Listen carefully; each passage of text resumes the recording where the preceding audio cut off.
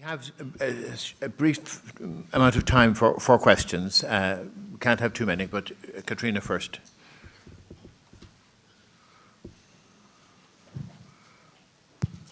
I really enjoyed your presentations, and I just have a couple of brief questions and a comment. Meg, you talked about the House of Commons, but I suppose what a lot of people are looking at the moment is Scotland and Wales, the new arrangements, and I know in the north of Ireland we're linking up with Scotland and Wales just to see what we can learn from each other. I'm a member of the Assembly Commission. We travelled over to Scotland to look at their parliament. I have to say they're particularly exciting in relation to what's happening. And I just wonder, would you like to comment on that and what we can learn? And secondly, I thought some of the comments that you made were really, really good.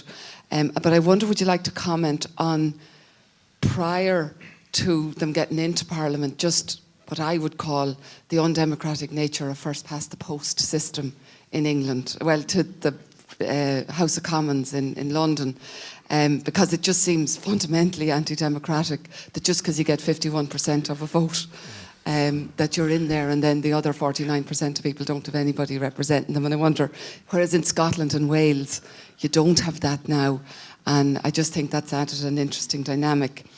Jane, a lot of what you said really struck with me, and I think one of the profound comments is just on relation of the power of the civil servants, and they have a lot of power.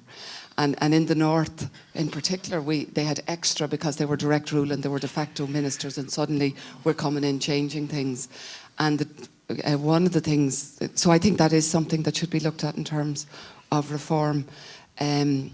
And also political advisors, and I know publicly they're not popular, and they have to be accountable, obviously, but I do think it is very important that a minister does have access to accountable political advisors. Otherwise, the balance of power between civil service and political advisors, it will just lead to the same old policies of the past, run by civil servants. And I know two things.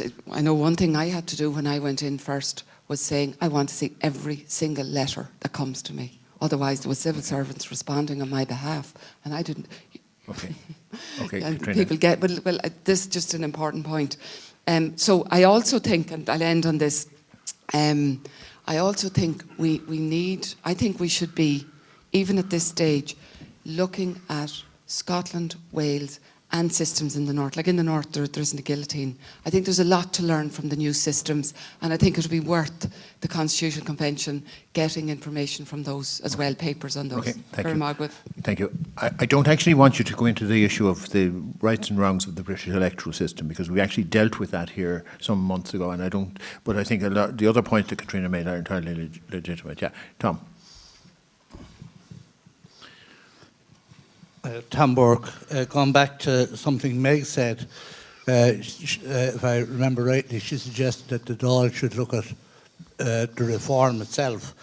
I wonder, I'm perfect. My wife will tell you something different, so will my daughters.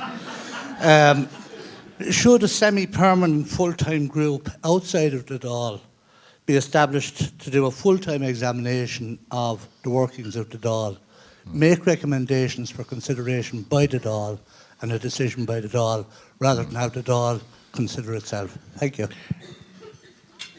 Yeah, I mean, I do think the point, Angus made the point that there is a committee on Dáil reform, and I think it, I think it's important that, as at the very beginning, Moorish acknowledged that a number of changes have taken place.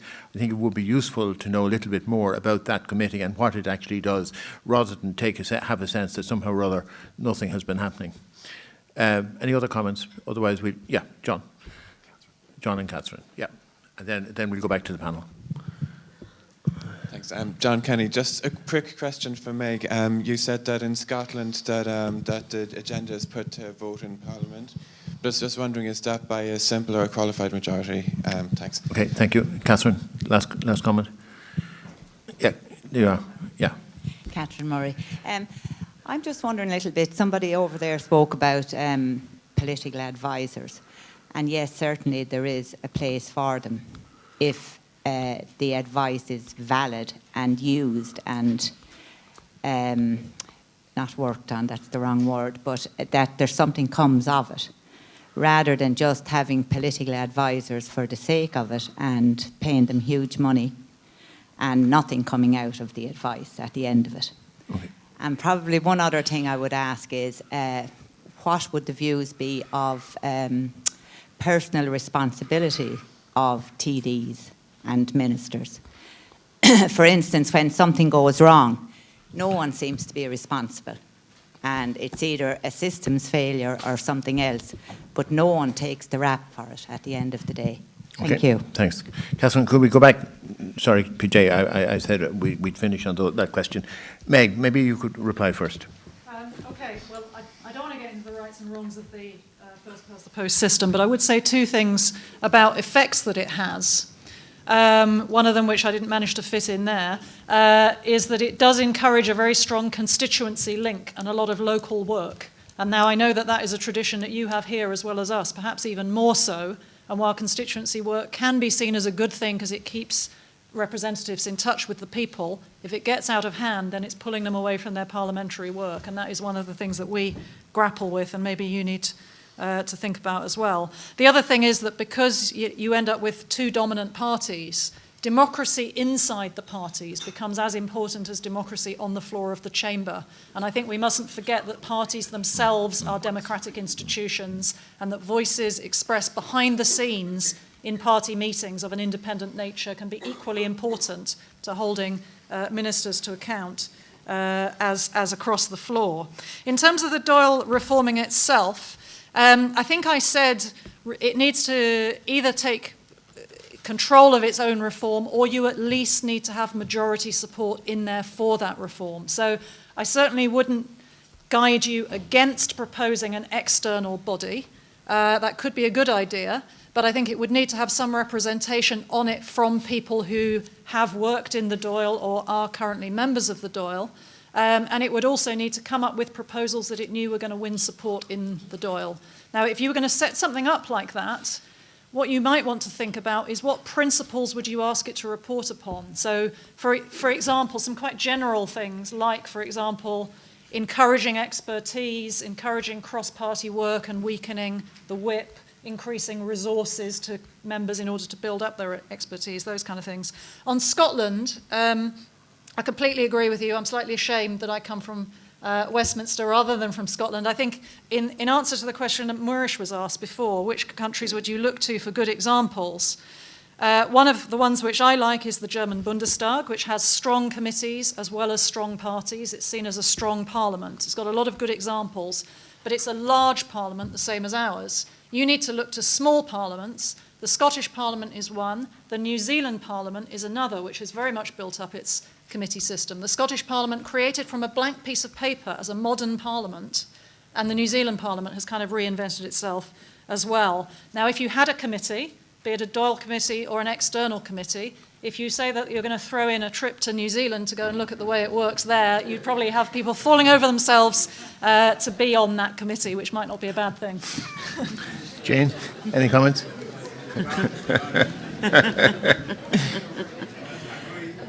Okay, Jane. Yeah, I agree about the advisors. I think it's interesting.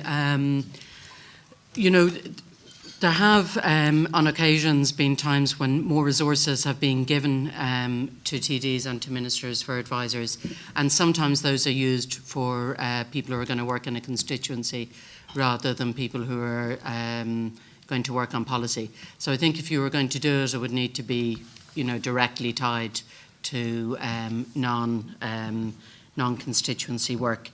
But I do think that committees and backbenchers and opposition do need proper resources. Owen O'Malley, who I'm sure most of you know, has proposed a thing called the Department for the Opposition.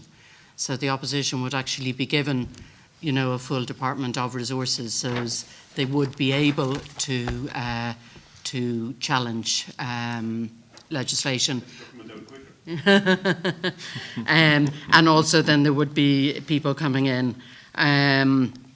I think it's interesting, you know, the advisors' money was cut, and, you know, I think there's interesting kind of agenda setting going on there, and then the kind of the media thing about the amount they're paid. You know, it's a very good way of kind of distracting attention that might suit some interests more than it suits others.